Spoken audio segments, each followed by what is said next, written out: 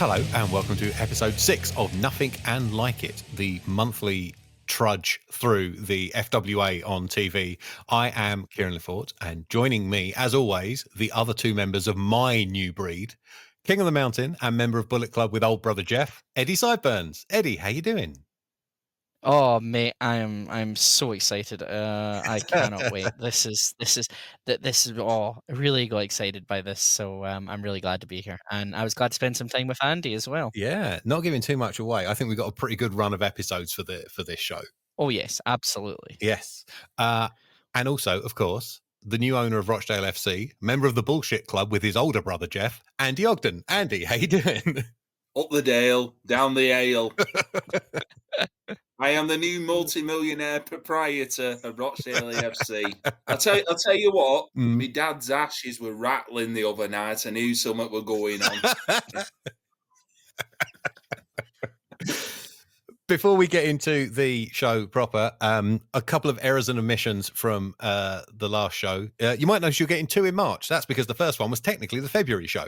So this is the actual March show. Hopefully, I'll get out before the end of March.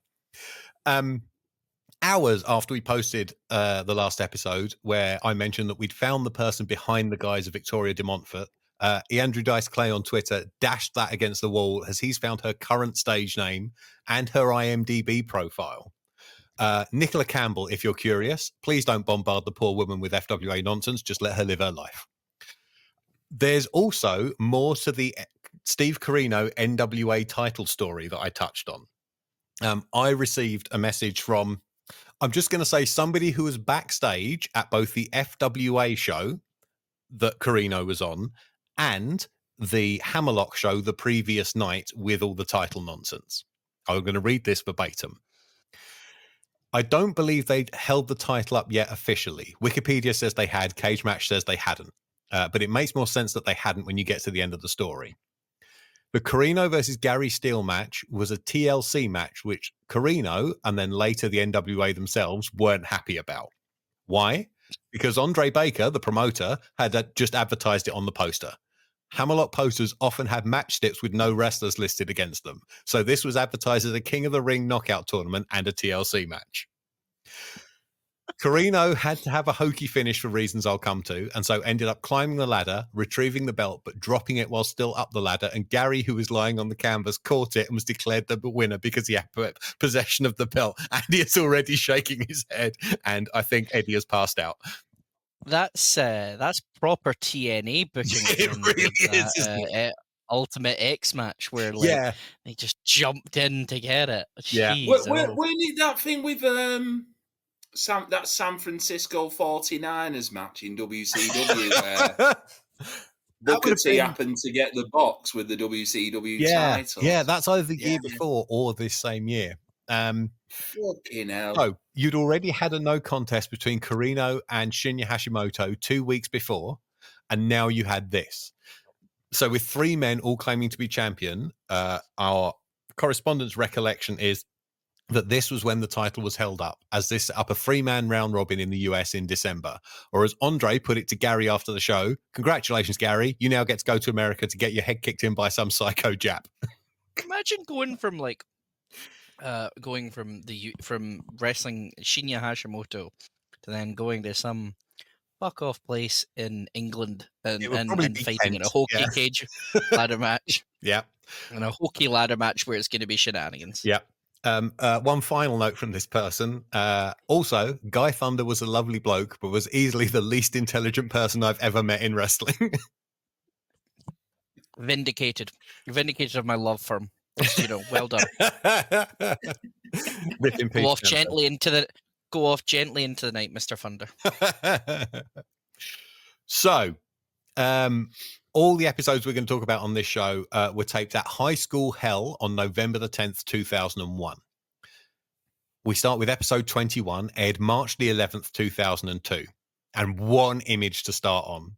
A head-on shot of a shadowy staircase, and down the stairs, dressed in black leather trousers and jacket, open to the navel with a big collar and flames up the lower sleeves, plus necklace and earrings, looking like a Terminator invited to a disco in 1978. It's Ulf Herman.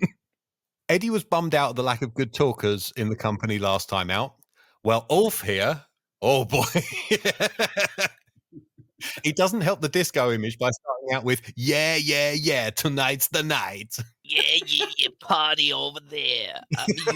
Euro trash. But he's like, also, like, when I saw him, I was like, is this what Alex Wright will become as he grows, as he becomes much, much older? Because the leather jacket and stuff, like, it gives me Alex Wright vibes. And then he cuts a promo with him, like he's here to eat Doug Williams. He still doesn't know half the roster, and then he calls Alex Shane a midget. Yes. I mean, I'm pretty sure it's every heel in this company or anyone who comes into this company is basically just going to bury and not watch the product at all. Yep. He's less Berlin, more what's more frightening, Wolfsburg, or. It's a German scary sounding name like Dusseldorf or something like that. He says, it's the night Germany has been waiting for, the world was waiting for. Herman arrives in England. And you know what I'm doing now, Doug Williams? I eat you in front of your people, in front of your family. He, of course, throws in that he's an ECW veteran because he has to every time. He says he's going to win Doug's title, take it to Germany and keep it forever. There's nobody who can take it off him. He says after Doug Williams, maybe he'll beat that other freak, Alex Shane. He's a midget. Compare him to me. I eat him up too. I'll go 2 against 1. I doesn't care. He says everybody needs to watch these eyes because he's here to destroy Doug Williams. 5 minutes into the show, I was already howling. This was fucking brilliant. This was everything you wanted to be and more. It's kind of like we were in that lull in the last episode where I was really ready to kind of turn off and not watch again because of Mark Sloan matches. And then like it's like almost like I've come out of a coma and FW has suddenly become better again. And it's like the last thing I ever saw was a Mark Sloan match. And now it's like a promo of an angry German talking about he wants revenge and he's going to eat people and call some other people midget. Yep. It's like, I'm sold on this already. It's like they heard you 23 years ago gone, oh, fuck, we're going to lose Eddie. We better do something good. We're going to lose that guy. He's going to do a podcast on us in 20 years' time. Quick, get the German. I would say from this promo though, ECW veterans, pushing it a bit in it. He was there in 96 and he was there in 98. But was he a consistent part of it, or was he just? He was there. So I think 98, he was actually there for several months. He was part of the FBI. I'm going to point out to audio listeners, Eddie is currently eating a sandwich.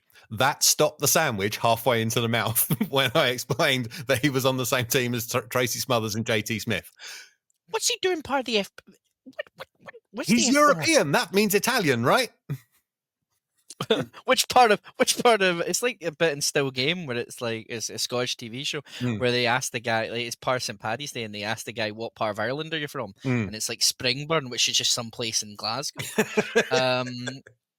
It's like just anyone who comes in from Europe. It's like, what part of Europe are you from? It's like Sabu being from Bombay, Michigan. He's from Nuremberg, Italy. Well, going around telling everyone they're a Badger Magul and a Fangula Bastardo, and that's Italian for swear words. Probably. Our first match is Ash versus Curve versus Cruz. Loser leaves. Shall we just dash through this one quickly? I think they did as well, really, when they read it out, when they figured the match was going to happen. Let's just get this done with.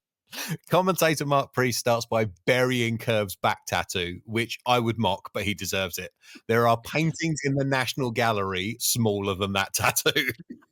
The Playboy Book of Warriors. Yes. I think. Yeah. There are wrestling tattoos that are awful. There is Icarus is one. Yes. There is the Lance Hoyt tramp stamp. And there is now whatever god-awful thing he had on his back. That looked hideous. Yes. It ain't good. Cruz, very helpfully, has a top to his gear and obvious green accents to help us tell these three men of similar size, shape, and hairstyle apart on this 20-year-old VHS that is covered in smoke. This whole show is covered in smoke. It looks like fucking apocalypse now. Kieran, many of my notes is that fucking fog machine. Can't see a thing. everything that was filmed on that hard cam. Yes. Just chuck in the bin. Chuck in the bin. I was turning into you, Kieran. The hard cam was like so far away, and it looked like someone had actually blown off the fog machine and went, "Well, we can't fix it now, so we're just gonna have to." Have you ever watched a wrestling show in the in the Stephen King movie, The Fog? Or The Mist? Because that felt like Jesus. Combination of the wrestler and the fog. So Cruz tries to get in between Ash and Curve, who are slapping each other, but they both deck him.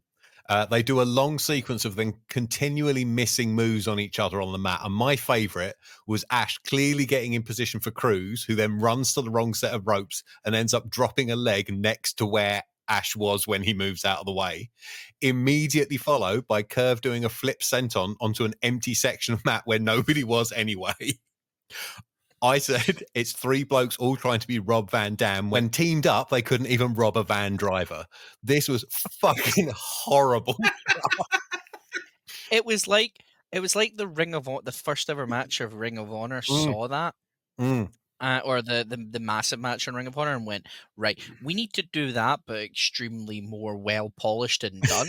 Because there were certain points of that where you're like, Christ, there was a slap off as well at the beginning. Yeah. It was just woeful. And then Mark Priest was explaining, obviously, like the new breed scene layer having the Freebird rule, even though that's not going to matter anymore. Because one person is clearly going back to their home planet because they're no longer needed anymore. But yeah, the beginning of this was like, I watched this and I was like, they're just trying to get through this as quickly as possible, like we would, because Eddie, that opening sequence, though, you know, where they're all missing each other's moves. Someone did that nowadays, they'd all be chanting the company's name for about 30 seconds, wouldn't they? I don't know if they is would. Progress. I wasn't going to name a company.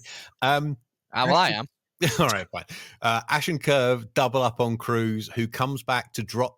He comes back with a drop kick that gets no higher than either man's stomach, and then super kicks Ash into Curve, and then gets a total elimination for his trouble. Ash and Curve shove each other a bit. Then Ash extends a hand. Curve shakes it, and they embrace. Ash helps Curve set up a middle rope tombstone, and Curve pins Cruz to win.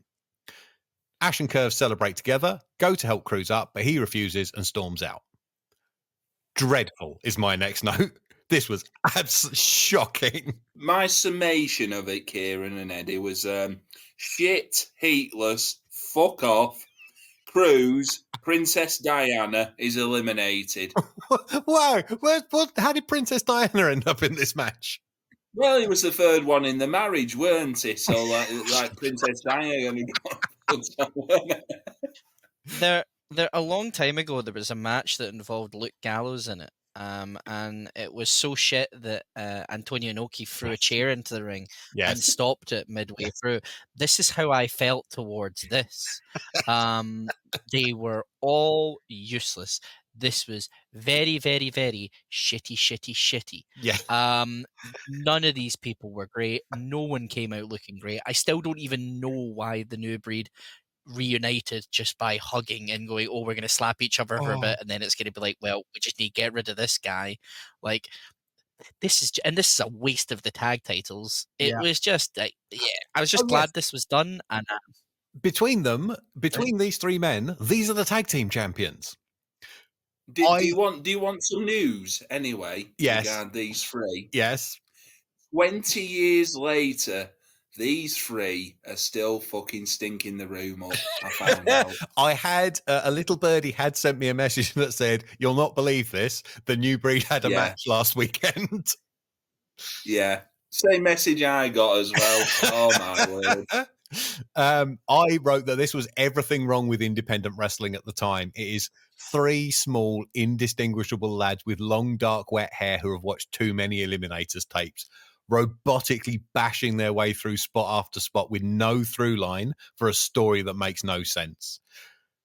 It's supposed to be loser leaves new breed, but I would argue that all three men, the crowd, and us for watching it are all losers. You just imagine me of that bit from Billy Madison where the guy who's doing the quiz goes, "What you've just said is the most dumbest thing," but instead of like you saying something, it'd be like watching that match and going, "What you've just done is quite possibly the most pointless and worst thing ever." The New Breed have done nothing good since we started watching them. But this tag division isn't great though. Like No. anytime they've been put in with the Castanos, I think all four of them collectively forget every spot they were supposed to do. I There's don't think the tag division's getting any better, mate. I wouldn't be surprised, but it's like they're nice. They seem like nice lads from likable people from the promos and stuff. But when it comes into the ring, it's just it doesn't the shit translate. plops out. It doesn't translate. Yeah. Shall we move on to our main event? Yeah. Ulf Herman versus Doug Williams for the FWA British Heavyweight title. I noticed that Ulf isn't using his FWA theme music here, which, for the nerds, was an instrumental of Queen of Darkness by Jezebel, produced by Ralph Cardle, Rusty Music, who did all the music for FWA. He is using Wollt ihr das Bett in Flammen sehen by Rammstein, a track he always claimed to have the rights to because he was part of the band's security detail. We are told that at Doug Williams' request, this match is no disqualification, which knocks what I said last time about getting to see Ulf, the wrestler, into a cocked hat. I've just realised I'm not recording my audio, stupid cunt. Boop. Right.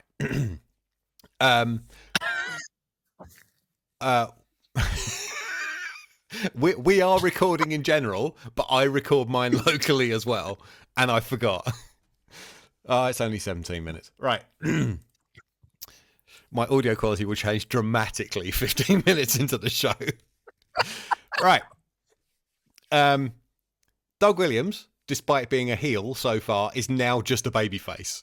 The crowd love him, and Priest on commentary rewrites history, talking about the adversity he had to overcome to get through the title tournament. But Doug doesn't love the crowd because he's not slapping any hands or anything like that. He's just kind of like holding that belt, which I do like about it. Yeah, but Priest is trying to do the whole, if Doug Williams had his way, it'd be DWA, and it's like, but for this, we're supporting him and stuff. He does he calls it the lesser of two evils, but he does conveniently left out that he attacked Scott Parker with a piece of scaffolding halfway through the title tournament. In fact, practically before that tournament had begun. Priest says Germany has a no chanting rule. What? It's not pandemic era New Japan. I didn't see that in force in Oberhausen in the years 2017 to 2020. But then he's also like, one of the weirdest comments I think I've ever heard on wrestling commentary goes, well, you can only sit in your seat for 33 minutes or something like that. I'm like, yeah, that part is clearly bullshit. But we get 2 whole lockups and then go to break. As Priest tells us that Ulf has wrestled the Ultimate Warrior. 100% true. I want to see that match. So, it was the main event of a CWA show in Hanover, September 23rd, 1995. A show that also featured Satoshi Kojima, PN News, Lance Storm, Dave Taylor, the guy who would become the fake Razor Ramon the year later, Danny Collins, Ice Train, Drew McDonald, Fit Finley, and JBL. Is this on YouTube? Are we going to have to do it as a bonus episode? Ice Train versus Drew McDonald, hopefully. I think all of these matches will be terrible, but yeah, apparently it happened.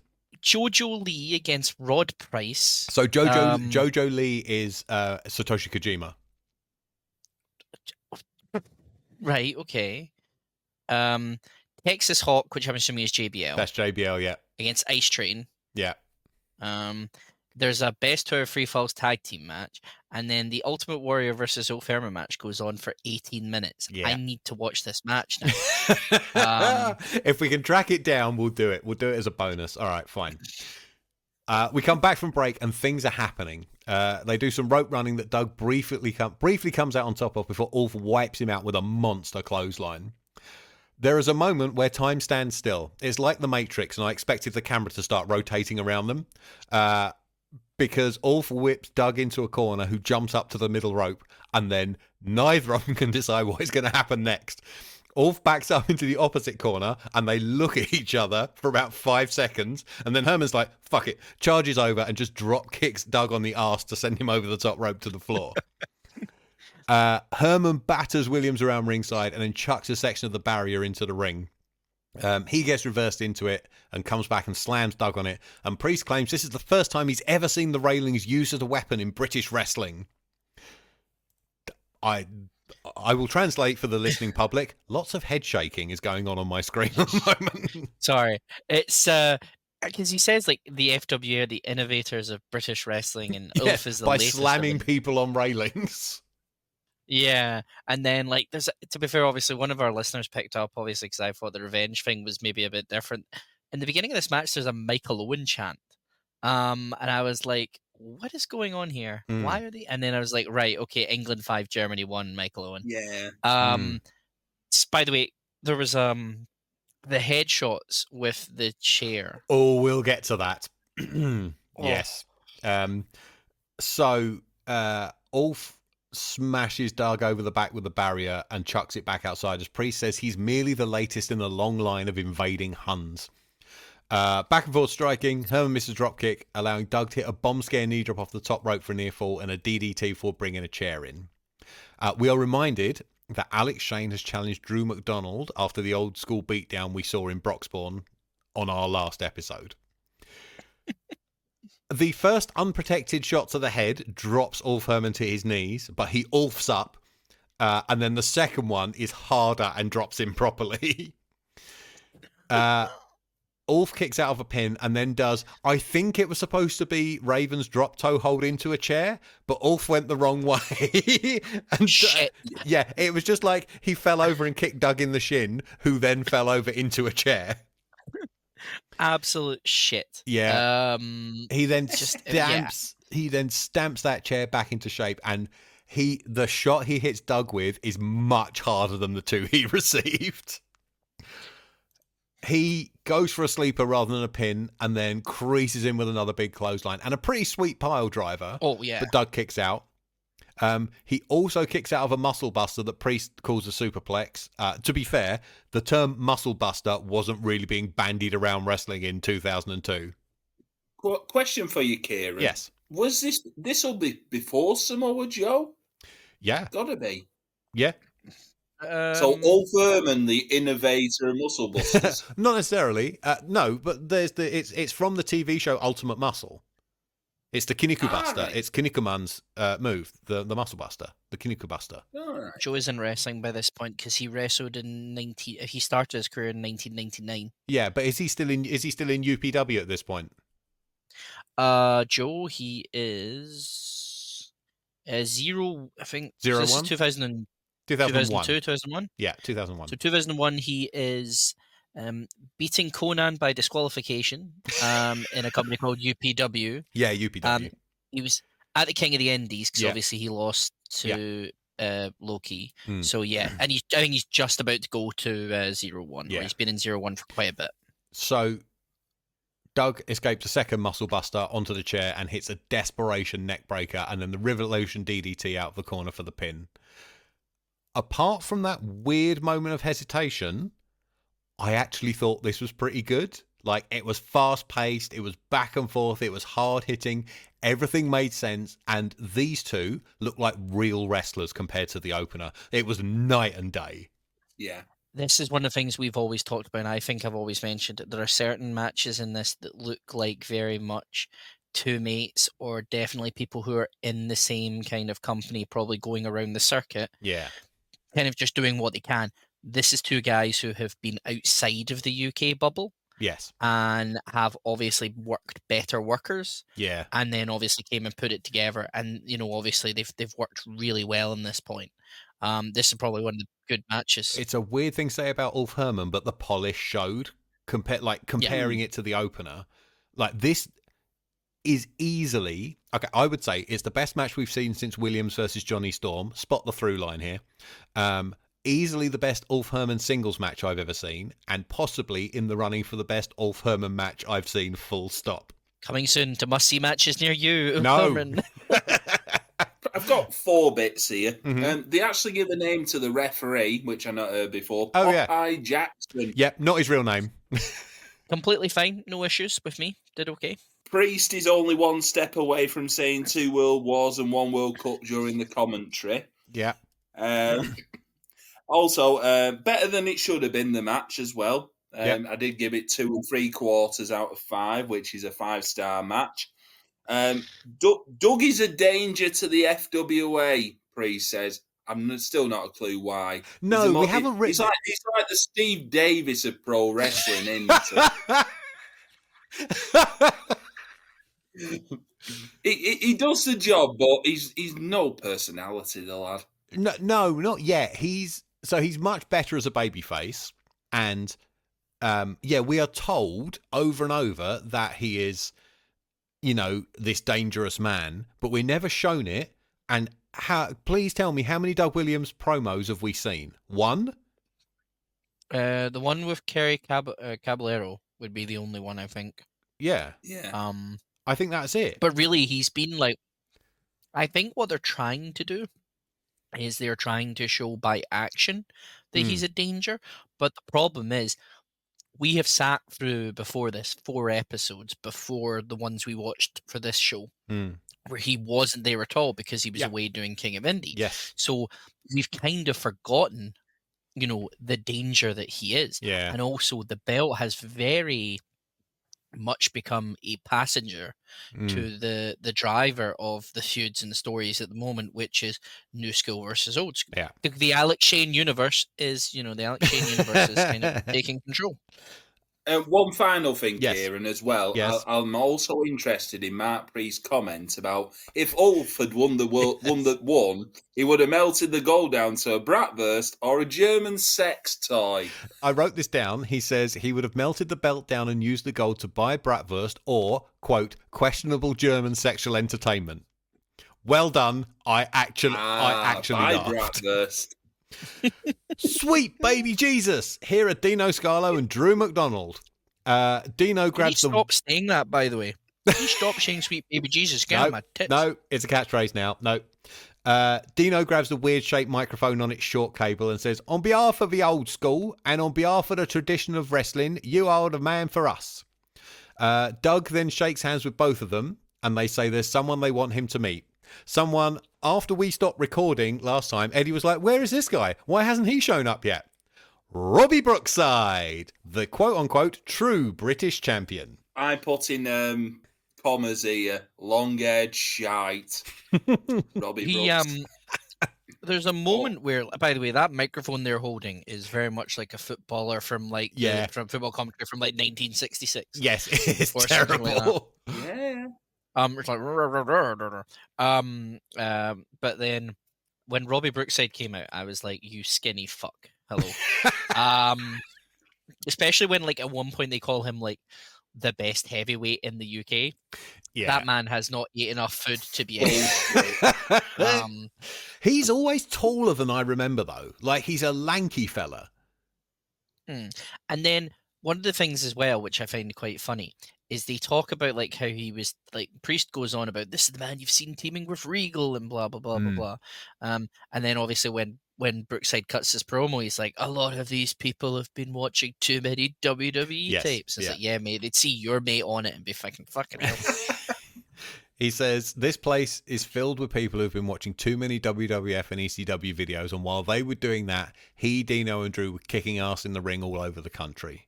He says, Doug might think he's the best now he's conquered the Indies in America. He went out in the second round of King of the Indies to Bryan Danielson. But Brookside is the best heavyweight wrestler in the UK. All 3 of them then attack Williams and beat him down. Brookside hits his iconoclasm finisher out the corner, smacks Doug on the head with the belt, and they nick it. Who wants to play an age game? I do. You usually do. How old is Robbie Brookside here? So this is about 2000. What did you say? 2001, So this is November 2001. It's a difficult paper round for him. 27. Okay. Eddie. I'm gonna go 26. Okay, he's actually 35. Fuck off. But Fucking hell, he's younger than me. The other half of this is, who is older, Robbie Brookside or Ulf Herman? I'm gonna say Robbie Brookside is older than Ulf Herman. Yeah, I'd say Brookside. But fucking hell, he looks like an heroin addict, doesn't he? Robbie Brookside. You know? Well, you two get to share a speedboat. He is 24 days older than Ulf Herman. Fucking hell. If you were to tell me if you were going to tell me that Robbie Brookside's age began with a 2, I would have thought that's a tough paper round that he's had in Liverpool, because Jesus. The cobbled streets of Liverpool with no saddle, yeah. The mean streets of top stuff, that. Let's round it out. Drew McDonald, birth name Charles Shaw, changed by deed poll, is 46 here. How old's Dino Scarlo? Are we saying younger than, or we just want to make? Oh no, I'm just interested in like a range, like what you might think. If you're listening, Dino, please don't take any offense. I'm gonna say. Please bear in mind we're watching old VHS quality footage that's 20 years old. Camera does add on a few pounds. He would. I think he's gonna be 32. Okay, interesting. I think 32 as well. Really? Kieran. Interesting. He's 39. Oh, fucking hell. But the crowd are chanting, "Where's your pension?" at this 39-year-old man. He is called fat and old all the time by the new school. He is called old on commentary by the commentator, and he is 39 years old. There's a match coming up of his where he basically, every way he moves and acts in that match, he looks like he is an old man who is waiting for his pension. So I'm not surprised by that. So this episode, like, I thought everything apart from the Breed match was good. We got a decent main event. Doug Williams finally turned babyface, which is a much more natural fit for him. We introduced a new nemesis for him, and we've bolstered the ranks of the old school, which up to this point, apart from Steve Corino joining for a night, has basically been 2 people. Yeah, I think it revitalized me. I think the match the second match revitalized kind of an interest. The first match was kind of like, I'm kind of glad that's over at that point. And yeah, as I said, I think the numbers game has very much been on the side of the FWA, because technically they're near enough their entire roster. So I like the fact that they finally kind of got a lot, especially since Steve Corino is not coming back for another 2 years. They kind of do need more people at that point. So it's just a shame they had to pick someone who looks like they're skinny but apparently a heavyweight. So, Yeah, bones can be dense. Episode 22 aired March the 18th, 2002. We open with a recap of the post-match from last week. We then get the debut of Jane Childs.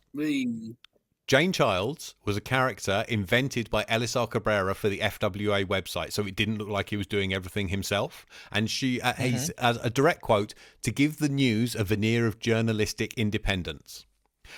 When Lisa Gifford was given an on-screen role with the company, they thought, why not give her the Jane Childs name? And so that character became a real person.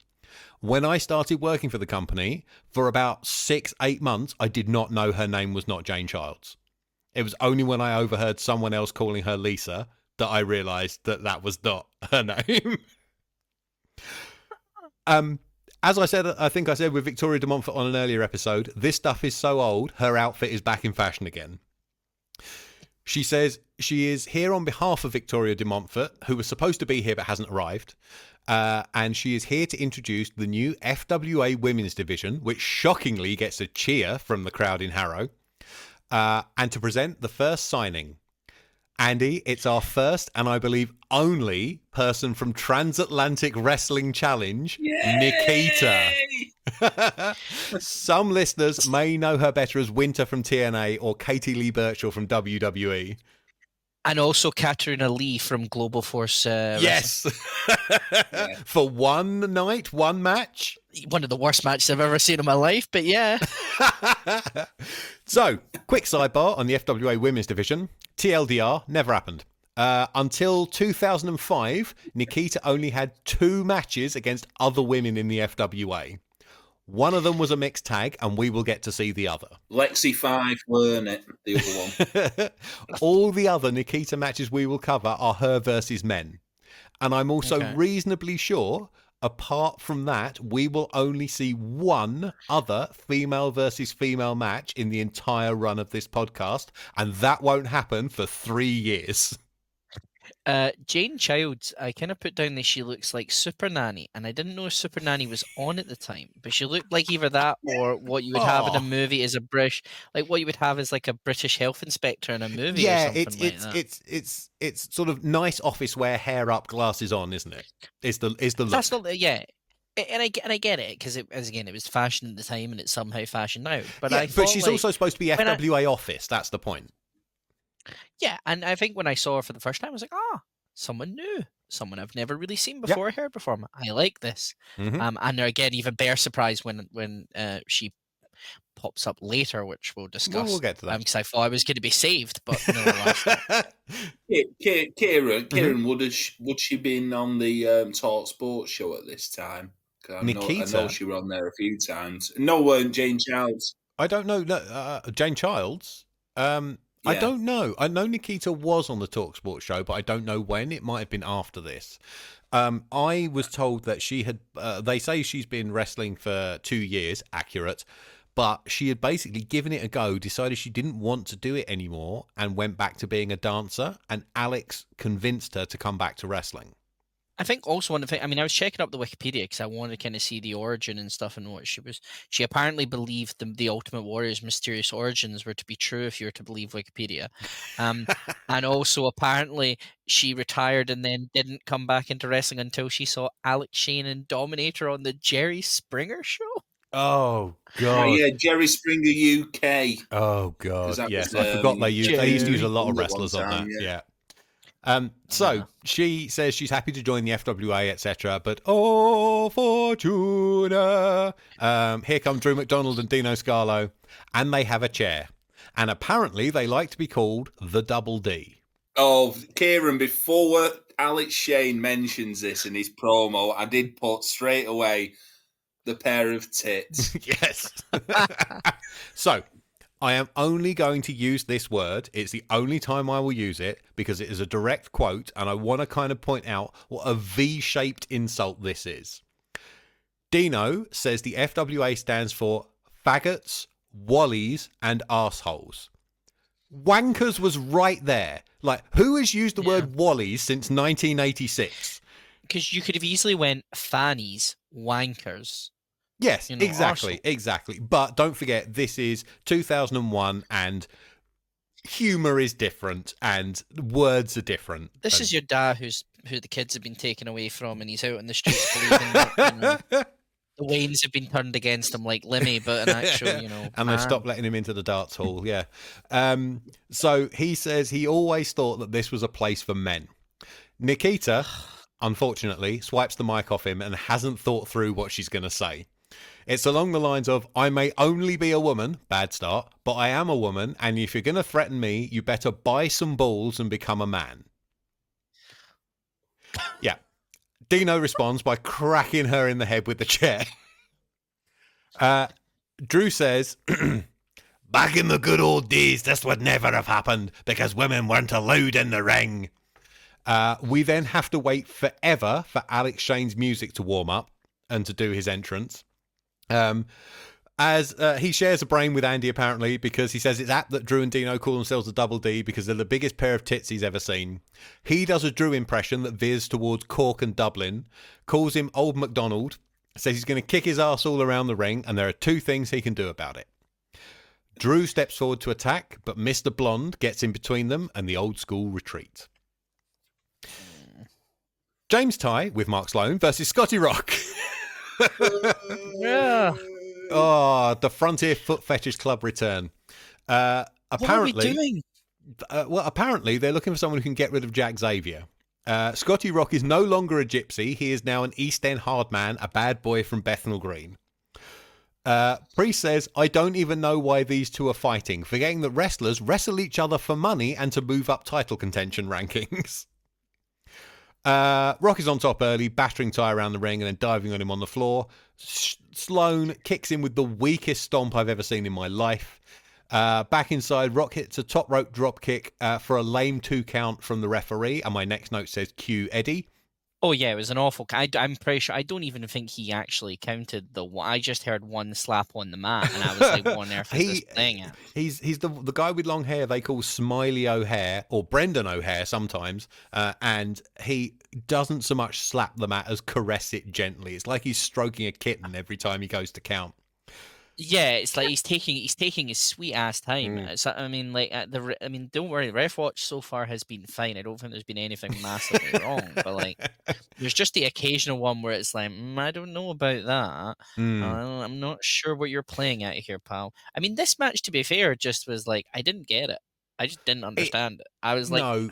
So there's a top rope crossbody that's mostly a flying dick to the face, followed by a top rope flip senton, which misses, and we go into the break. And then out of the break, Ty is on top with a front face lock, sunset flip. Rock turns a wheelbarrow into a bulldog. Ty, what does he do? I don't care. Ty flips out of a monkey flip and walks into a Northern Light suplex. Rock hits a top rope leg drop for the pin. I wrote, meh, a match happened, soulless filler. Just 2 notes from me. Nothing special. Scotty Rock. Budget just incredible. Yep. That's all I've got. I put down Scotty Rock is looking like what happened if you shrunk Stone Cold Steve Austin. Yeah. And or you ordered him from Wish. Mm-hmm. There was just like Mark Priest did an okay job here of trying to, like, when he said he didn't understand the match, and then he was like talking about obviously how they were maybe this was like a tryout match for Scotty Rock. But then I'm just watching them like, because the next 2 matches, this match and the match we have after it, well, in this match is 2 heels against each other. It's the foot fetishist and, Scotty Rock, who I've not seen in a while. Nobody grabbed for any toes in this match. Mark Sloan wasn't trying to steal anyone's shoes. It was very weird. Mark was basically just, invisible, which to me, after the 4 episodes before, was great. After being entirely too visible. After he became like #1 contender for the title and stuff like that. But they were trying to obviously build. Obviously, they were trying to say like, oh, was this a tryout match? But like, this just kind of felt very soulless and very much like we're just trying to get something in and out. Yeah, my suspicion is the story was retrofitted in commentary on top of this, because there was already a Scotty Rock versus Jack Xavier match in the can or scheduled, and they were like, fuck it, let's pretend this is something. Yeah. Our main event is Justin Richards versus Scott Parker. There are see, Eddie's got a smile on his face. Justin Richards. I like Justin, my boy. Yeah. But this is like, again, heel versus heel, and then babyface versus babyface. Hey, sometimes it happens. Okay. Sometimes it happens. We're told we're getting Shane versus Drew in 2 weeks and Jody Fleisch versus Dino Scarlo next week. They shake hands and then they wrestle. They battle over control of an arm for a couple of minutes. There's a short struggle over a full Nelson until Parker heats things up with a drop kick to the back of the head and a double arm suplex. Richards comes back with a high back body drop and a leg lariat for a pair of 2 counts. He hits a Dean Malenko style overhead gutbuster and then uncharacteristically goes to the top rope. He comes off with a messy something that misses, and Parker scoops him up into the golden arrow for the pin. Honestly, I've quite enjoyed this. Like, it was basic, it was simple, but it was well executed, and it told a very simple story that then spills over into the post-match. Yeah, nobody kicks out of the golden arrow. I thought this was okay. He did the golden deal. As Parker and Richards shake hands, a fan climbs over the railing, takes the mic from the ring announcer, Adam South, and climbs into the ring. He slaps Richards and tells him to wake up. This is no fan. This is the debut of the twisted genius, Dean Ayers. Hey. He says he's known Justin Richards since his first ever match. He says this isn't the Justin Richards he knows. What is he doing leaping off the top rope? He screwed it up and he lost again. He says the Justin Richards he knew was a sadist who tied his opponent up in knots on the mat and made them squeal like a baby. He says, screw the fans. All this jumping off the top rope is new school stuff. Stop trying to please the fans. Come with me and join the old school revolution. Justin forcefully rejects him and goes to leave. And AS finishes it off with, if you change your mind, you know where to find me. If you don't change your mind, we know where to find you. And the show goes off the air. With this, I did feel like Mark Priest was saying, who is this guy? Who's this guy? But when AS goes into his promo, it feels like he's already turned up two or 3 weeks ago and Mark Priest wasn't there because of this saying, oh, join the old school. Yeah, I can see that. I didn't feel that way at all. Like, I thought this was reasonably well done, only dented by I've known Dean 20 years and know like exactly what he looks like. honestly though, cracking talker. Yep. Yeah. Really good talker. It was great to have a new character come in, confident, knew what he was doing. Yeah. Just excellent stuff. We're evolving now into a period, or these couple of episodes, where we seem to have good workers and good talkers. Yes. He is a good talker. Nikita, I'm assuming, will be a good worker. Obviously, we'll have to wait and see again. Yeah. But Jane Childs, when she spoke, she seemed fine, and the stuff that she did was fine. We're now kind of, it's like they're putting the foot on the gas and kind of giving you stuff, which is really good. It's like they're sort of reloading the company. Yeah. Like, they've figured out what works and what doesn't work, and they're starting to get rid of the stuff that doesn't work and replace them with things that do. Episode 23, March 25th, 2002. Dino Scarlo does a West Wing walk and talk promo through a corridor in Harrow High School. For good to be good, evil has to be evil. Without Goliath, David was just some punk kid throwing stones. You may say I miss with Doug, but Jody, sure as eggs, I won't miss with you. Well, I was just speaking in haikus at this point, so I was like, it's all cold philosophical bollocks. It always is. My favourite parts of this, though, were seeing two blokes walk past in the background looking into the camera through the doors at the back of the corridor, and the bright yellow bin on the wall, and a pile of bags just under a radiator to the side of the corridor. Like, nobody thought to tidy this up or, like, block it off or anything like that. We then see earlier today, in another corridor, outside the technology department, judging by the big sign, Jack Xavier and Cammy are flirtily play wrestling. Unbelievable. They accidentally bump into Mr. Blonde as he comes around the corner, and he grabs Jack by the shirt and says, "You think you're a wrestler, do you? Let's see what you got in the ring tonight." And Jack looks worried. Mr. Blonde with the Goon Squad versus Jack Xavier with Cammy. And he said versus Cammy. Fucking hell. Priest says that Jack and Cammy have become very close, but won't confirm if they're dating. I don't know, Jeff. Is she? They just like put headlocks each other in the corridor. There is a lockup in a massive cloud of smoke. Again, Blonde gets some hits in, but Xavier comes back with a series of lariats that send him tumbling to the floor. Jack suplexes him back in and slams him, but misses a top rope senton. Blonde takes over with a jawbreaker, chops, backdrop, back elbow, and all that sort of like generally rough stuff. Xavier manages a tornado DDT, but his cover is nothing, so Blonde easily kicks out. They mess something up that ends up with Jack hitting a forearm out of the ropes, and Blonde just grabs him and throws him outside anyway to get beaten up by the Goon Squad.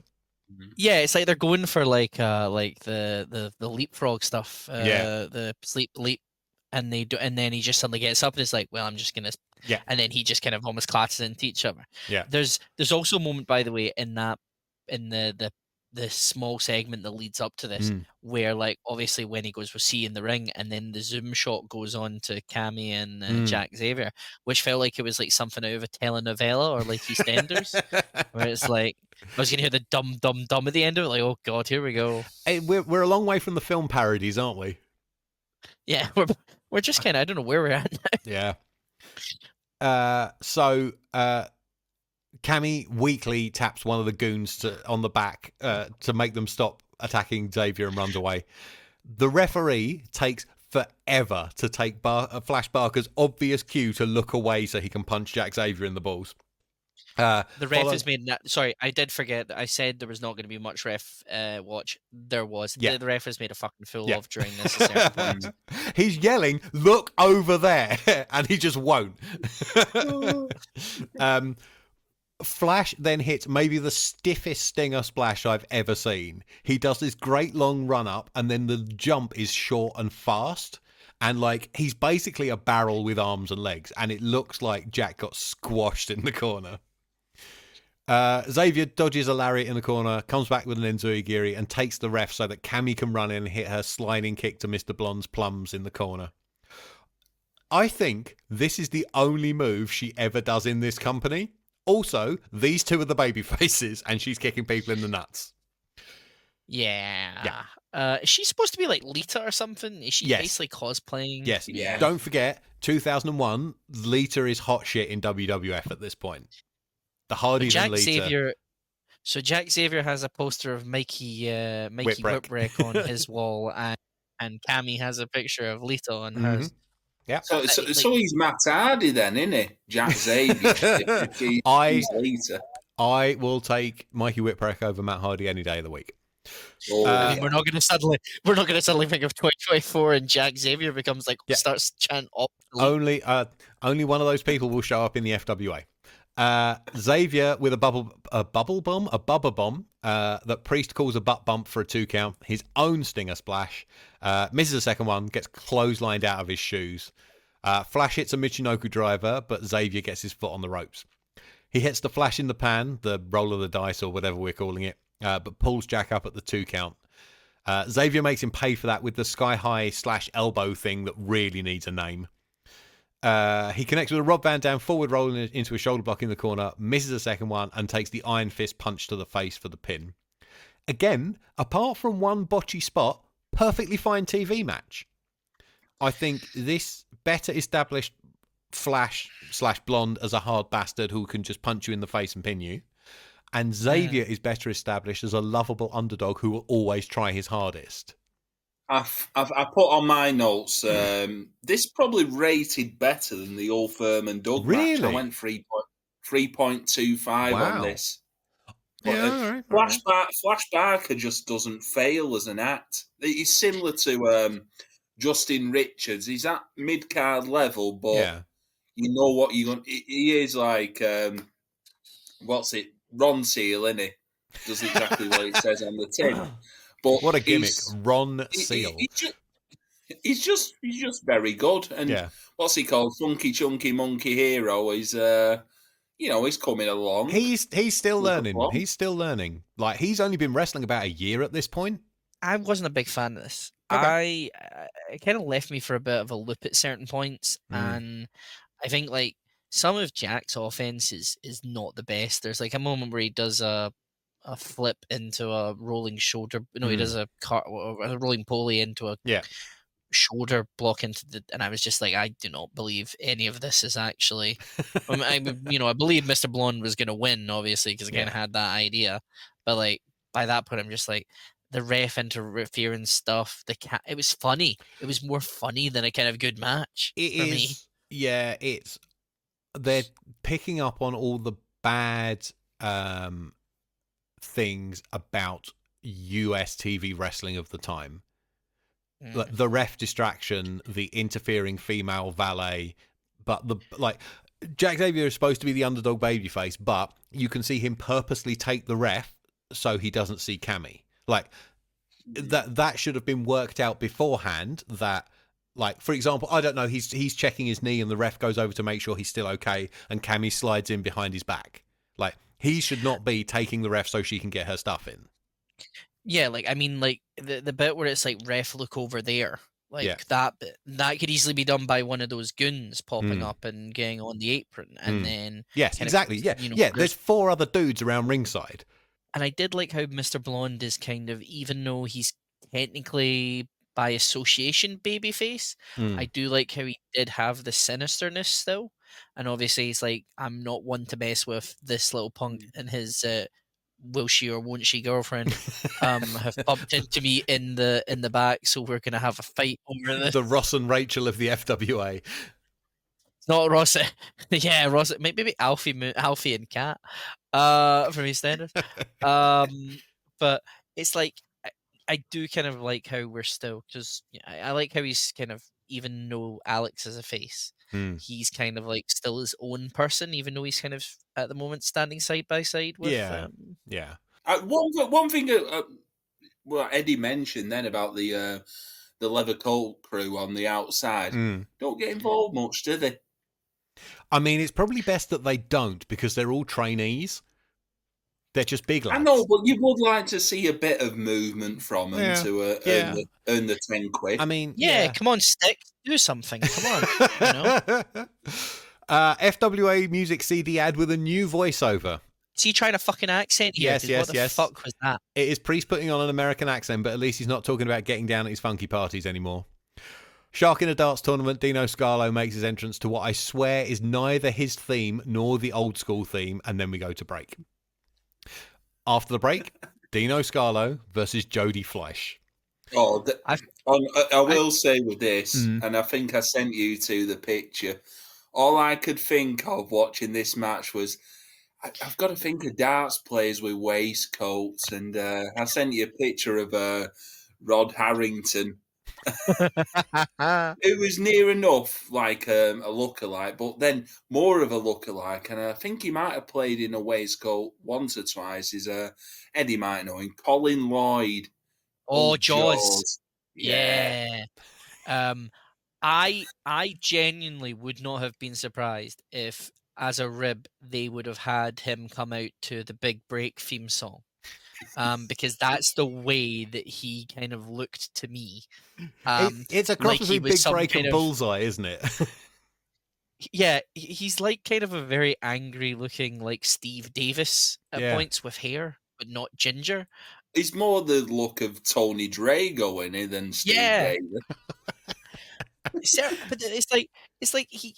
So we think of him as a snooker player and a darts player. Yeah, he keeps coming out in a fucking cricket bat, and I'm like, are you trying to fucking? It's less look at what you could have won and more look at what I'm going to hit you with.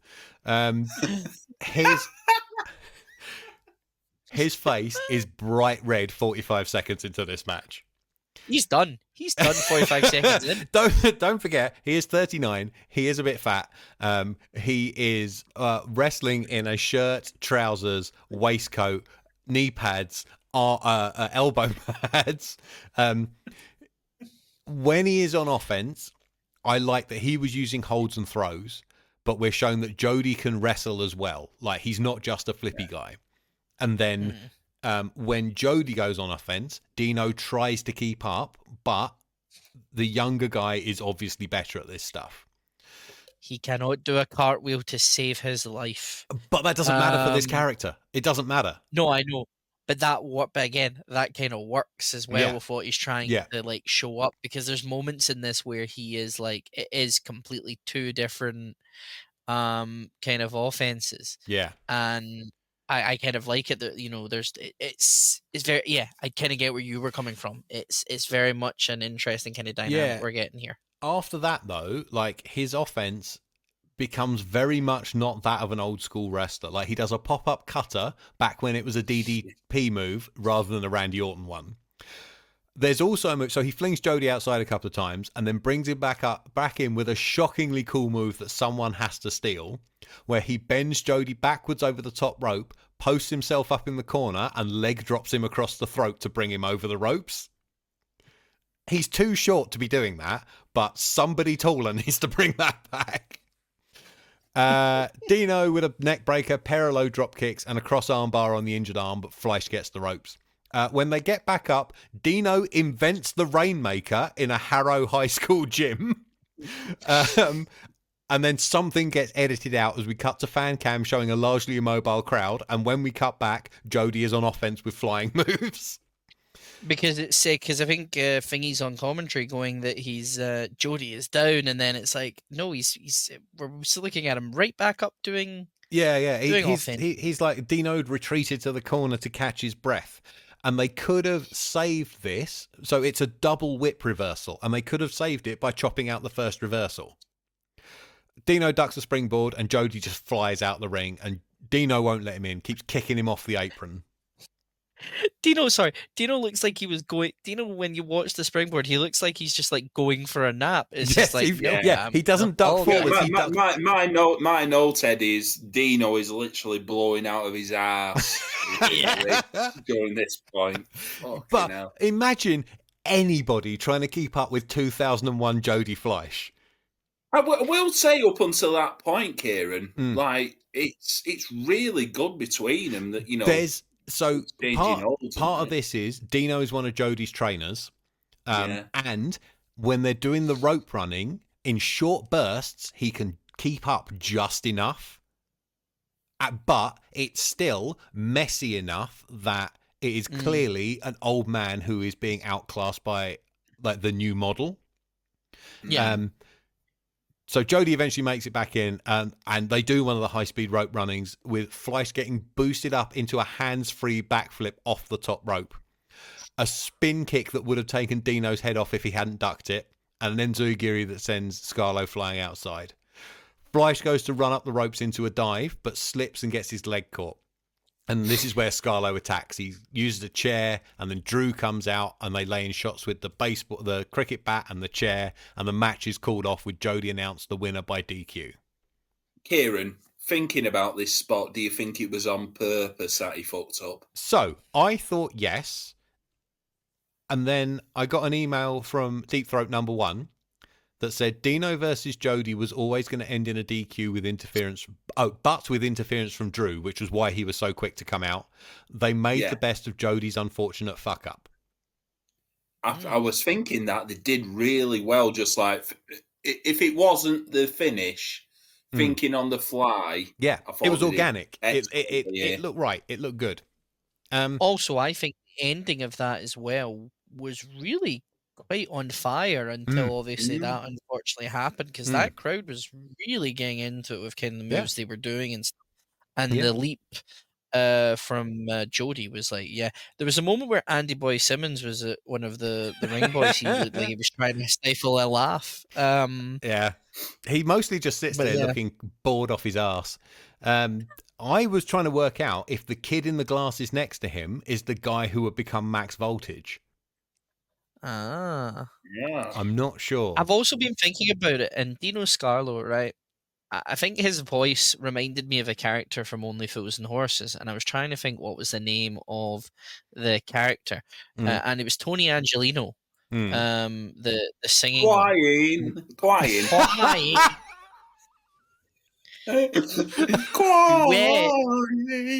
That's right. The whole thing is based around how he never sings any songs with R's in them, isn't it? Yeah. He's carefully cultivated his repertoire so he never has to sing anything with an R in it. It's the bit where it's the moment where like they're singing, he's singing with Raquel, and he goes, ooh, wow, wow, wow. And I'm just like, it's just the voice was like that's like Dino Scarlo, but with more high pitched. You are going to get a transit van full of Cockneys showing up at your front door. Moving swiftly on, this match is the the monthly moment where we lose Andy. All right. Sorry. It's all right. Get it out, buddy. I think I like this. This was quite an interesting episode opener. Because this was something we hadn't seen, and I was like, "Where on earth is this being filmed? Is it being filmed like is it in a dungeon?" And these fans we haven't moved on yet. Bloody hell! Just to wrap up episode 23. Fine enough match. I think this episode was less filler than last week's. The important thing is there's more heat on the old school as we head into Shane versus McDonald in episode 24. I think as well the kind of the one thing I'll say, they're it's getting exciting. It's not as kind of like drab as the episode we've had before. And then when I watched, I said when episode 24 started, you know, I was like looking at that promo and I was like, where on earth is that being filmed? Because obviously it starts off with fans, and then it's like, have they been kidnapped in some kind of dungeon or something? So, yes. Oh, there's a finger pointing. I think you're pointing about the thing that I'm going to mention in just a moment.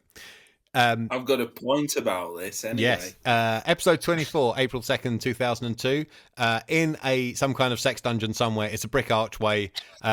Drew McDonald is with an as yet unnamed woman who doesn't help the sex dungeon thing by being decked head to toe in black latex. He's cutting a promo while some fans look on. Andy, is this what you were going to point about? Yes. Yes. Who did you recognise? I think this might have been a 13 or 14-year-old. Good evening, Yoko. Yeah. Andy Quilden. Goodness me. Yeah. Is unmistakably Revolution Pro Wrestling owner and promoter Andy Quilden as a young fella in the background of this promo. It's the smile, isn't it? It's as soon as he smiles, you know who it is. Yeah. Didn't bother probably looking at the scone thinking you can get a ring in here. I didn't bother writing any of this down. The gist is he's going to flatten Alex Shane tonight. After the titles, we get a music video for the old school running roughshod through the FWA set to their theme. I can see heads shaking. The theme is a bit on the nose and leans very heavily into the school part. And it's all sit down, face front, do your homework, you're getting bullied in the playground, all of that kind of shit. It is very silly, irritatingly catchy, and I have it on my hard drive, so it's 100% going to be our outro music this month.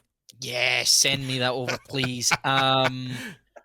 So I had just watched a ton of Global Force Wrestling. Yes. In fact, the entire year and only tapings of Global Force Wrestling. And there, in the final episode of GFW Anthology, there is 20 minutes of promos, which is the same promos put together over and kind of just basically looped and rejigged. Yeah. When I was watching this, I was like, I kind of had flashbacks and kind of like was like, well, no, not this, like not again. I can't do it in Wrestling 2002, let alone Wrestling 2017. I am still in hell, just a different circle. Yeah. The voice on the track is Ralph, the music guy. He was a good guitarist, but a lousy singer. So any of the theme tunes that are spoken word, so this one, Jack Xavier's, The Family, Christopher Daniels, they're the ones that immediately spring to mind, are usually him on vocals. My favourite part of this 3.5-minute video where they try to pretend that Steve Corino is part of the group. And I don't know if there were any plans for him to return, but as I said last time, he doesn't come back for almost 3 years. My favourite line I picked out was, "You're going to hell when you hear the bell." At the end, it dissolves into a shot of Alex Shane and says, "Shane versus McDonald." And I like that. Yeah. It was quite a good image. To be fair, if you hadn't been watching week to week, you think that this group of violent men have been wrecking every match in the promotion for months and just destroying everybody. It does a really good job to build them up. It's only because we've seen every episode that we know the truth. Yeah, like I thought it was like going to be like because obviously maybe they were trying to hype this up as like a season finale or something like this before they maybe took a break and then come back in. Yeah. I thought there was going to be like, it would show how the story entailed, and I was like, good, an old school versus new school hype video. Yeah. And then really it was just old school and nothing else. So you say about a season finale and taking a break. This aired April the 1st, 2002. Episode 25 airs July the 1st, 2002. Oh, there's a 3-month break after this episode. I wonder, Kieran, if they do that thing, you know, like UWA Wrestling Rampage, where you think it was like an episode ender, and then for like 2 or 3 weeks they just show highlight packages. Oh, yeah, they were continually running out of footage, weren't they? Like, we got more than one recap. They only did, like, was it 18, 20 episodes? And at least 2 of those were hour-long recaps of stuff we'd already seen. Yeah, and there was no real like new footage, were there? No, because there weren't any shows. Yeah, I think as well, like, you know, as I said, now knowing what that was, like, I go, okay, that makes sense. Okay, that's kind of, you know, understanding where we're coming from, and it did give you kind of like a real, even though we'd only really known this match was going to happen about 2 weeks ago. it was kind of a good hype one for it. Yeah. I mean, Mark Priest needs to calm down, because when he opens up saying we're here for 30 minutes of wrestling, I'm like, mate, it's, you were 5 minutes into that point here because of the video. We're here for approximately 21 minutes of wrestling. Eddie, do you feel on like these 4 episodes before we get into the match that Mark Priest seemed to do it become more noticeable, his commentary? Because I remember from the previous 4 episodes, he was like a bit in the background. He didn't really say anything, outlandish, but he seemed to just like, right, I've got to get all my material in now. Yeah, I think he's kind of he's got to story stuff as well, because he's trying to really kind of like give the viewer the story ideas of what's kind of going on. But he is then again, as always, getting back into his own shtick at certain points. I mean, to be fair, at least Columbia isn't getting shat on at this point in this these episodes, or horrible accents are happening, or how horrible impressions are happening in the middle of it. It's going to be one He's kind of gone to like being a decent version of Joey Styles in the last 4 episodes. Yeah. And I think he's still kind of a bit more. Last 4 background, but then if you look at the again, the matches that were in the last 4 episodes before this, was shit. Nothing stood out. Yeah. I mean, you tell me that you gain enthusiasm for watching Mark Sloan matches and then think, or James Ty, I'd easily, as I said, I was pretty much ready to send. You're burying him. You didn't even have a match in this run. I know. To be fair, I'm very close to telling Kieran, do you know what? Just forget it. Can we do this in April when maybe I feel a bit more happier at this point, because it was that fobbed off by him. No, I get where Andy's coming from, and I think he's still trying to find himself again a bit more, which again, you're 24 episodes in, you should probably maybe have found yourself a bit quicker, but yeah, he's improved, I think. Yes. Simply by dint of having done 24 episodes. And if we're given the match that we're about to review and talk about, I was extremely excited when I heard a different voice on commentary. So, our one and only match this week is Drew McDonald with Dino Scarlo versus Alex Shane with Mr. Blonde and Co. No DQ, no count out. Mark Priest is, yes, joined by Jane Childs in the commentary booth. My editor's ear suggests they were never in the same room at the same time, but it's also possible they were both just dreadful actors. Jane says she thinks she has a lead on the whereabouts of Victoria de Montfort. Drew gets the mic. It never ceases to amaze me that when I come to this hall, just how many fat, smelly, ugly, overweight English pigs are in here. I am very, very, very impressed with that. That was actually quite a good accent. I've been practicing. Alex, unlike Doug, full baby face, just slapping hands with the front row during his entrance. Just also quickly, that is a phrase I have said. I have kind of thought in my head a wrestling show what Drew said. Just leave that there. Preston. Jane gets hit on the hip as she says her pager has just gone off. Yep. And she needs to leave. Thanks for coming. You contributed nothing to this episode. Hey, she's been harassing British Telecom trying to get the phone bills. Or the yes, phone records. Things. That's right. Yes, we have. Be nice. Detective Jane Childs is on the case of Victoria de Montfort. I thought the bill theme was going to play after she said that. Like, did it? So these two stare each other down in another massive cloud of smoke. Drew doesn't budge on 2 shoulder blocks, laughs at Alex and spits in his face. So Shane mows him down with a pair of clotheslines and then a third one that sends him over the top.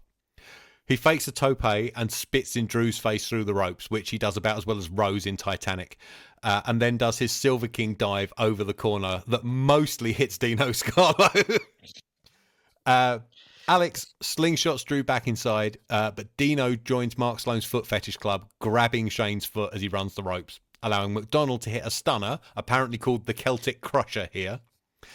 Because why not use the finish of the biggest star in wrestling mid-match on a TV show that only airs in Portsmouth?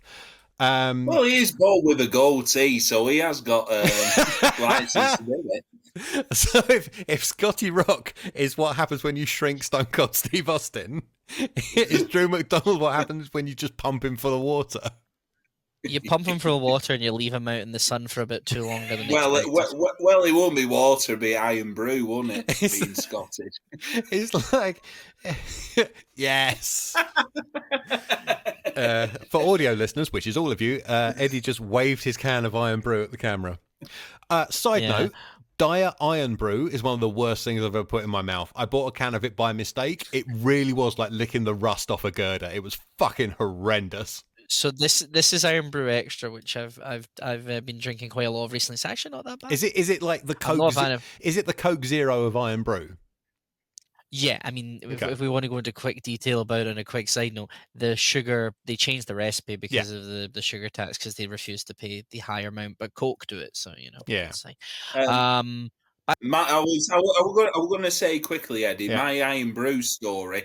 I once had 5 pints of the stuff watching ICW's second show at the Hydro in Scotland.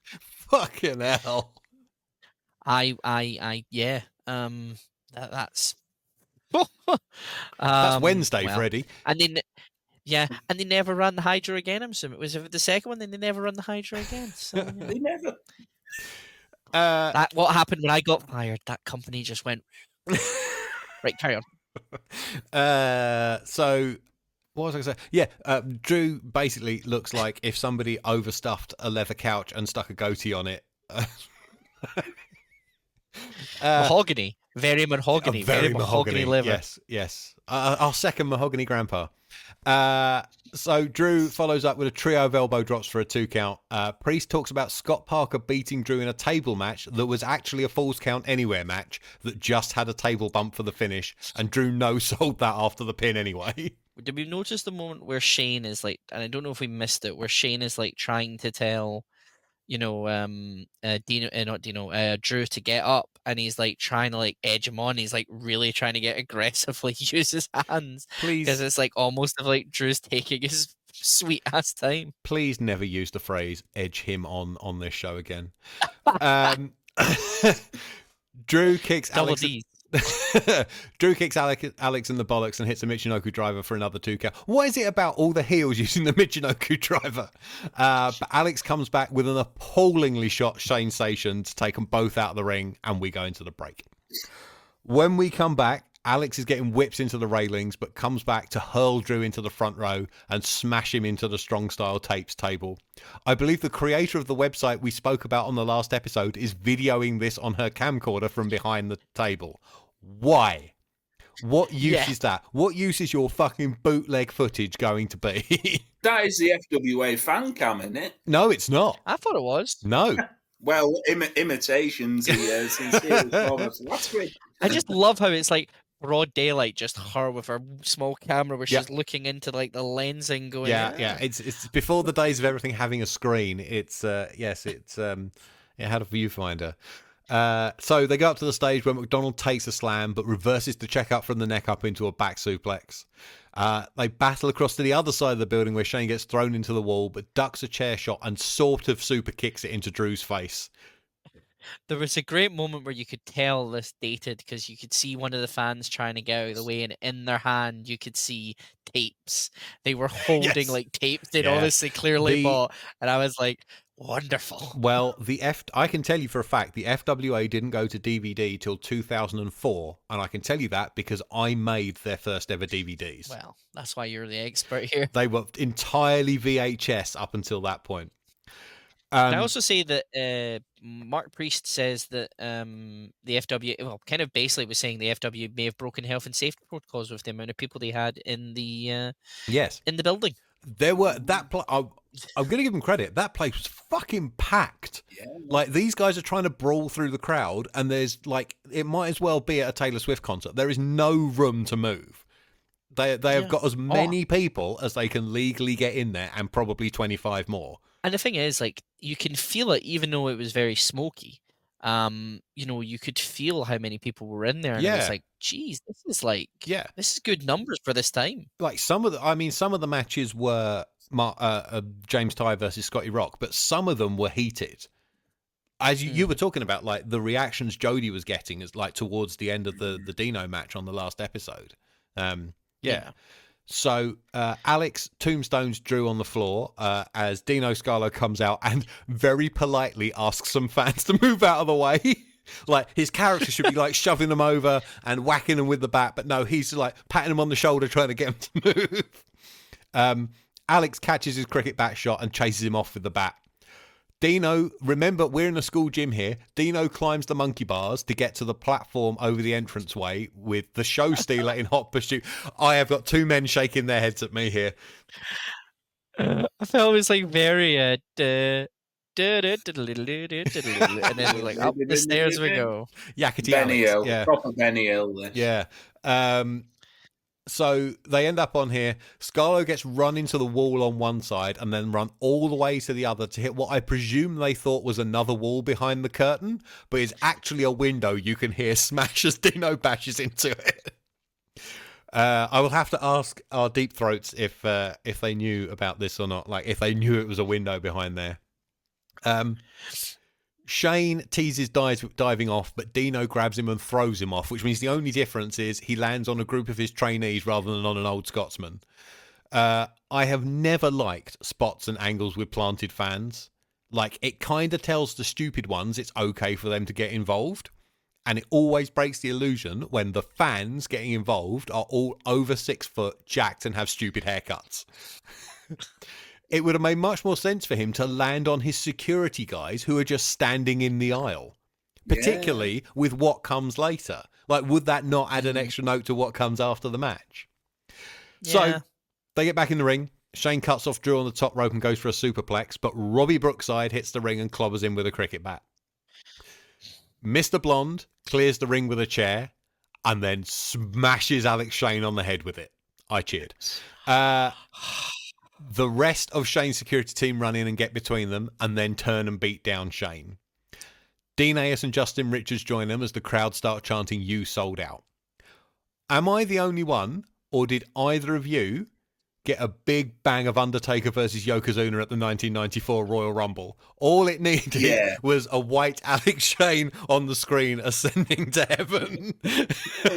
What going up like that? Going, show. Yeah, yes, exactly. Where's Marty Jannetty when you need him? The Justin Richards bit kind of fell a bit kind of like, I was like, why? And he didn't like do anything really from what in essence I saw. I suspect, it's not suspect, I think what should have happened is there was a whole episode in between the match where Dean shows up and this happening, where they don't appear. There should have been a segment on that episode that at the very least shows them once more. Maybe Dean's trying to convince him again, or maybe like something else happens, like, I don't know, a member of the new school rubs Justin the wrong way and he's thinking, maybe these old school guys have got a point after all. Maybe Jack Xavier like bumps him in the corridor while wrestling his girlfriend. Like, you could have like Dean Ayers trying to like have a go at solid gold Scotty Parker, and then and then Scotty Parker's trying to attack him or going to go and attack him. Then you have Justin kind of do something. Yeah. Or like someone like that. It just felt like that one was a bit kind of a flat bit for me. It was quite nice to see him involved, but... Or sort of lurk on some stairs somewhere, just looking down. Have him be the Sting of the FWA on that platform over the entrance. Yeah. Just get him in the face paint. It'll work well. So Mr. Blonde yells something intelligible into the wrong part of the microphone and ends it with Alex Shane's catchphrase. Drew takes the mic, stands over Alex, and this is where I have been wondering for ages where the quote came from at the beginning of his later theme tune. He yells, "If you won't come to the fires of hell, then the fires of hell will have to come to you. Bring me fire." And then his woman, apparently named Vixen, brings him a petrol can and a lighter. He pours petrol all over the semi-conscious Shane, and the rest of the company, babyface and heel alike, they all charge the ring to send the old school pack in. There's some brawling around the outside. Mark Sloan and Justin Richards in particular fucking tear into each other at ringside. The crowd are all chanting FWA. Dino, Flash, Ayers, Drew and Brookside all compete to see who can yell the closing line into fan cam. There's more chanting and we fade to black. Mark Priest, even though we've, mentioned his bad commentary at times, he mentioned here, maybe I've got to leave commentary. And I think him coming off commentary sold the angle so well. He says like he's going to go and get help. I've got And the to other get thing help. they do is they have the ring announcer. There's a shot of him like confused by all the chaos, and then he runs backstage as well. So they did it for the live crowd and they did it for the TV audience. Yeah. I thought this was good quality chaos. Like, this was a heavy angle. This is battle lines are drawn stuff. It sucks a bit that the only match on the show ends in a no contest, but the overall story is more important than that. The old school of being two old men to being an army, and the new school have someone to rally around. They have a real threat in this company now. There is a current storyline that's in a company that's currently going on right now. Mm-hmm. That some people, there was a segment that recently happened on a show on Monday night that they went, oh wow, this is one of the best things I've ever seen. Mm-hmm. This fucking top trumped Cody versus The Rock in that entire segment. I do not care. Matty, you can argue with me all you like. This is what the Bloodline versus Cody and friends should be. No, and I'm not, and I'm being very serious. This was great. Yeah. This is what you want to have, especially if you're going to go on break for 3 months. Yeah. You're setting everything up. Now, there's stuff that obviously is... Just quickly, sorry, it's only the TV goes on break for 3 months. There was actually... The next stuff we're going to talk about was taped the month after. Okay. This is quality, though. This is brilliant. This is something that you want, because this was gritty. This was in your face. This was, you don't know what was going to happen. You probably could have thought at one point that Shane was going to maybe be set on fire. Obviously it wasn't, but like the fact that the faces and the heels of FWA came rallying around out of this point. There are 2 lads there, Justin Richards and Mark Sloan, who generally do like they're knocking lumps out of each other at a certain point. Even the guys who were in the dark match came. So the dark match is Hayde Vanson versus Ross Jordan, now known as RJ Singh, and even they come out. Yeah. And I think Hayde was a referee at one of the earlier shows we watched as well. Hayde had been a referee. I believe that this was Ross Jordan's first FWA match. We won't get to see him have a match for a while, but like his dark match was either his first or second FWA match. Guest on the latest Must-See Matches, by the way. Quick plug. On you go, Eddie. But yeah, quality. I love this. This was genuinely one of those things that got me fired up and got me, I cannot wait to watch the next couple of shows, because it was just so well done. And it was, it was a guy getting his ass kicked, but getting kicked because of everything going against him. But that made him more sympathetic.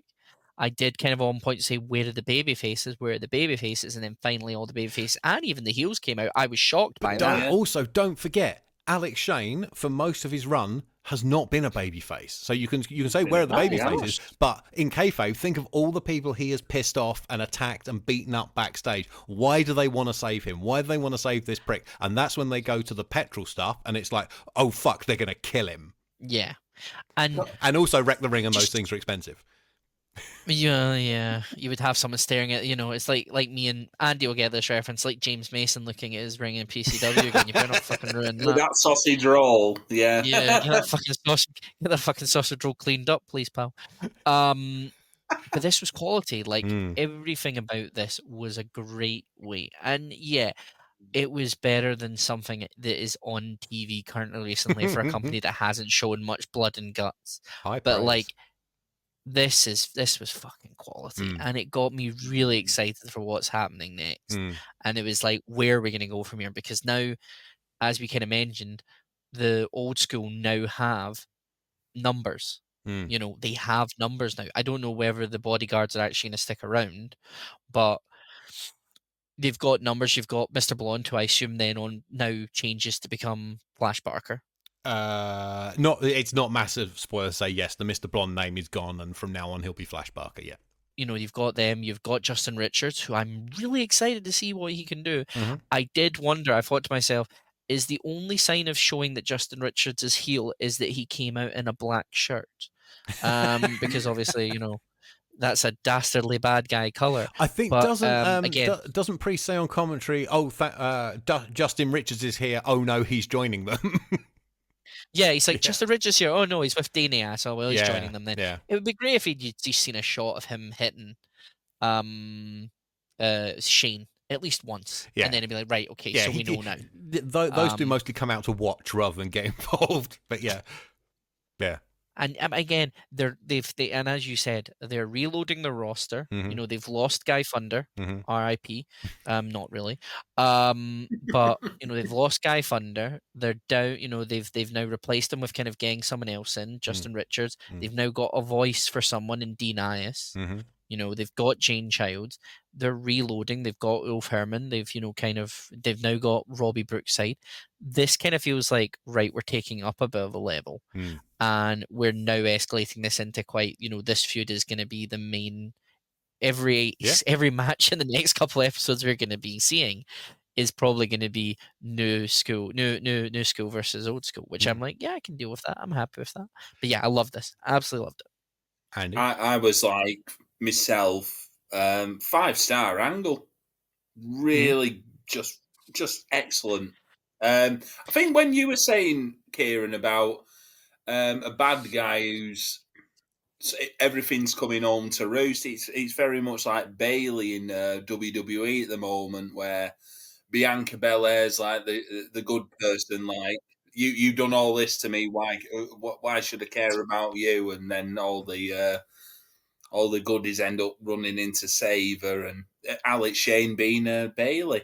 I suppose that is a wrestling product that exists. I've got no idea what happens in WWE other than apparently Cody Rhodes and The Rock are not fighting each other at WrestleMania. No, but they bled. They bled. He made bleed. He made him bleed. So I hear, yes. But overall, as an angle, it's got your massive lob on for the next 4 episodes, hasn't it? It has. It absolutely has. I think from our last episode, where I don't think this was much talked about, where it was a bit on the low down just because of old Foot Fetish Club, taking over all the minutes of the show. They've thankfully gone back to this, and fucking hell, where are we now? It's brilliant, isn't it? I was wearing my Bret Hart shirt, and I was all ready to kind of like, whatever shirt I was wearing, I was ready to like Hulkamania rip it off and go, yes!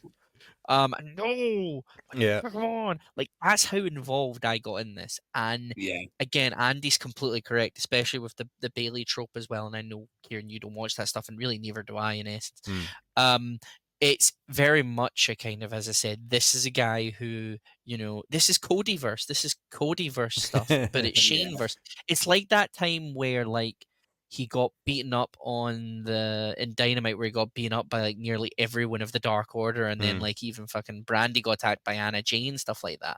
It's like, this is a guy who's getting his ass kicked by everyone, and because mainly some of the stuff that he's caused.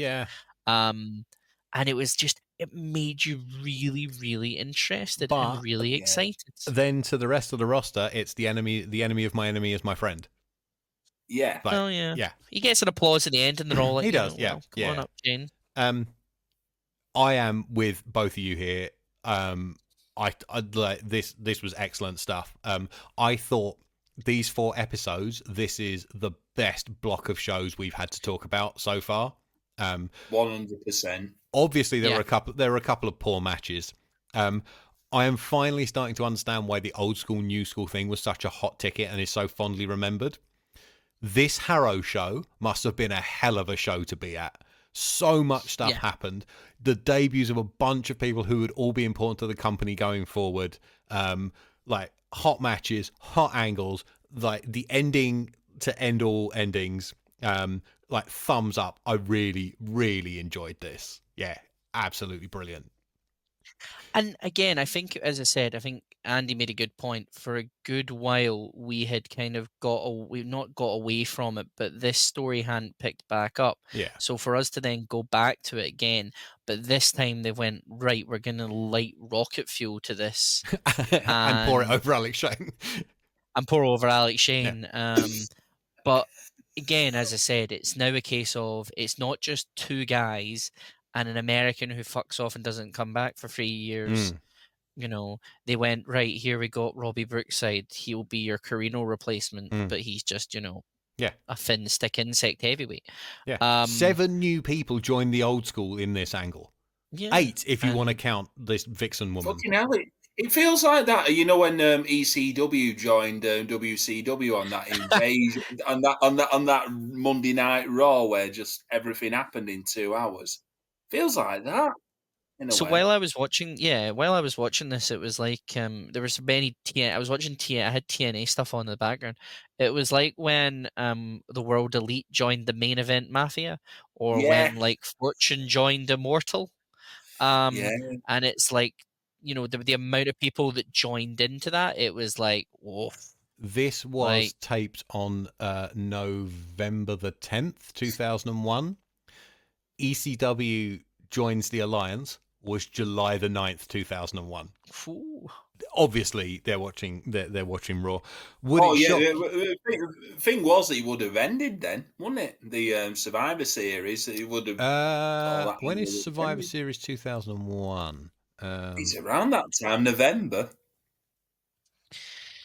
Also now, because see now, Andy, that I've done kind of like the Cody Rhodes kind of like Alex Shane stuff. I don't know if I maybe said this before, but it's like adrenaline in my soul. Here he comes to steal the show. Very good, Alex Shane. Yeah. Do you think that would be better than the knockoff of Voices by Disturbed, which is what his theme actually is? So this show was taped November 10th, 2001. Survivor Series 2001, November the 18th. 8 days later is the end of the Alliance. Oh, what a fun bunch of shows to talk about. Eddie, plug your stuff, man. Where can we find you? I have heard you all over the place on a bunch of podcasts recently. So tell everybody about your recent excursions. So you can find me at Eddie Sideburns on Twitter, 5-Star Wrestling Sideburns. We will be creating a wrestling tournament, 5-Star Wrestling. I still don't own the trademark just yet, but in the year 2084, we will have a 756-man tournament across the continents that we will have. Names to be determined later, and if you want to be booked, DM me. But if you're still alive by that point, then you might get a booking. Other than that, you can find me on, I did my King of the Mountain recently with Grapple, which I think is behind the Patreon paywall, but it's we went through, I basically got them to do the entire year of Global Force Amped Anthology, which was very interesting. So many promos, so many stuff, and also myself and Mr. Ogden met up recently and went to Flutterland to watch PCW Road to Glory, all 3 shows. We were 2 of 31 people at the first show, but we had a lovely time. So you can find me on Graps and Claps for those shows. Garpo Patreon for my King of the Mountain, and you can find me on Twitter talking absolute nonsense at points. Tremendous. Andy? As Eddie mentioned, you can hear him on 2 of the 3 shows we did in Preston on that wild weekend. Brit Rest Away Days with Aaron and Jeff were there for the 3rd one together. Coming up, we've got the delayed 5-Star Wrestling Plymouth show with Chris Wilson coming up. We've also got a review of, it'll be Red Pro Rumble at York Hall, and other live shows, Atomic Pro Wrestling, Red Pro in Sheffield, Grand Pro Wrestling, and also episode 2 of Muck, which will be looking at the famous faction in TNA Impact Wrestling, Immortal. So you've got that to look forward to. I can't wait for that. Go and follow us at Augie Part 3 on Twitter, and also Graps and Claps Podcast at GCP Podcast 1. Every time we do these shows, I keep meaning to write down the plugs I need to read out at the end, and I never do, so I'm going to try and do this off at the top of my head. This show, Twitter at FWApod, and also that on Blue Sky. Instagram at FWA.pod, because some prick has already got FWApod. I am at Kieran Edits. And the other show I do is Must See Matches at Must See Matches. The latest episode is episode 100, which will either have just been released or will be out a couple of days after this, depending which of these goes through the edit machine first. It is Bret Hart versus Owen Hart, and our guest, as mentioned, we see the first glimpse of him on this show. The man now known as RJ Singh came to join us to talk about one of his favourite matches of all time. That was a tremendous show, so get hold of that. What else? We got a link tree, linktr.ee/FWApod. Eventually I'm going to write all this down, I think. That's it. We'll be back in a month with more FWA, and there's 2 things you can do about it.